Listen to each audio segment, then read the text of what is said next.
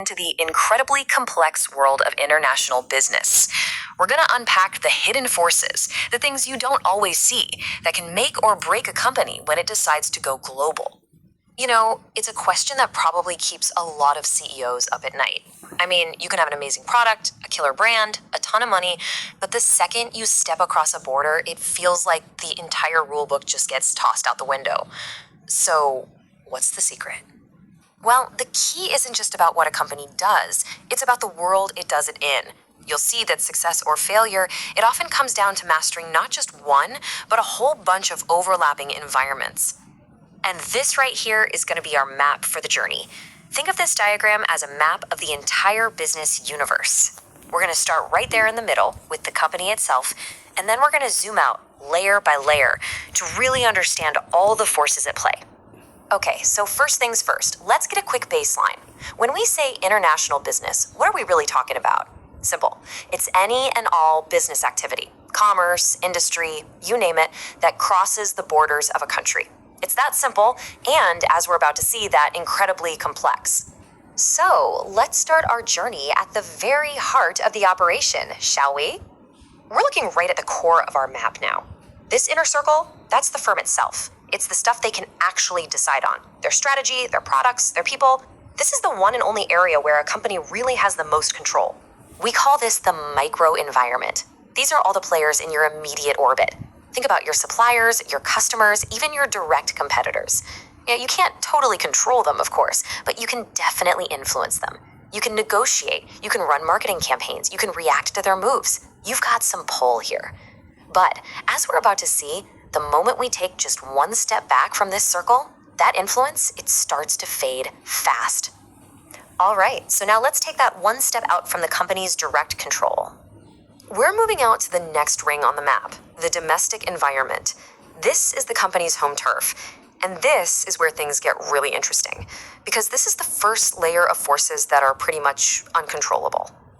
These forces are basically the landscape of your home field. I'm talking about the country's overall economic climate, which tells you if people are spending money or not, the political and legal systems that set all the rules, the competitive structure, who your rivals are, and of course, the technology that's available. A company can't just change these things, but you better believe its success depends on knowing them inside and out. Okay, buckle up, because this is where the real adventure and the real danger of international business truly begins. Let's zoom out to our next circle, the foreign environment. This layer represents all the totally unique forces at play in every single new country a business tries to enter. And trust me, this is where the biggest risks and the biggest rewards are hiding. So what's the big deal, right?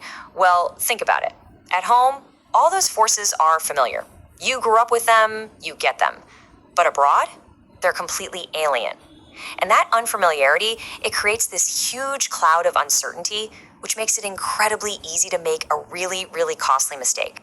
And inside this foreign environment, there's one area, one minefield that trips up more companies than anything else, and that is culture. It's this web of unspoken rules, deep-seated values, and hidden beliefs. Yeah, and culture, it's not just one thing, is it? It's kind of everything. It's the language people speak, their religion, their superstitions. It shapes what they think is beautiful or ugly, how they organize themselves into social groups. It's the entire way of life. Want to hear a perfect, almost legendary example of getting this wrong? When General Motors launched the Chevy Nova, they couldn't figure out why it wasn't selling in Spanish-speaking countries. Turns out, Nova literally translates to, it doesn't go. Not exactly the best name for a car, right? It's a perfect lesson in how powerful just one little phrase can be. And it can be way more subtle than that. In the US, you might see buildings skip the 13th floor. Well, in Japan, the number to avoid is 4 because it sounds just like their word for death. Now, just imagine trying to sell your product in packs of 4 over there.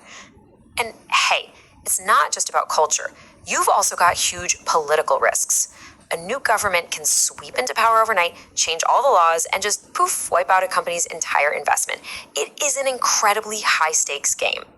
All right, it's time for our final zoom out to see the biggest picture of them all. Let's look at that outermost ring on our map, the global environment. These are the massive macro forces that just blow right past national borders. They affect every single international company, and it doesn't matter where you're from or where you operate. So what are we talking about here? We're in the big leagues now. We're talking about huge institutions like the World Trade Organization that literally write the rules of trade, or powerful groups like the European Union that create these enormous single markets. Or think about the global financial system, where a crisis on one side of the planet can cause chaos everywhere else in a matter of hours. No company is an island, no one is immune to these forces. So what's the big takeaway here? The crucial point is this: going global isn't just one move. It's a state of constant, non-stop adaptation. The really successful international companies, they don't just get good at one of these layers.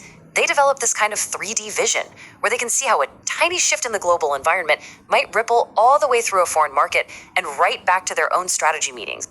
It's a breathtakingly complex challenge. I mean, it requires a company to see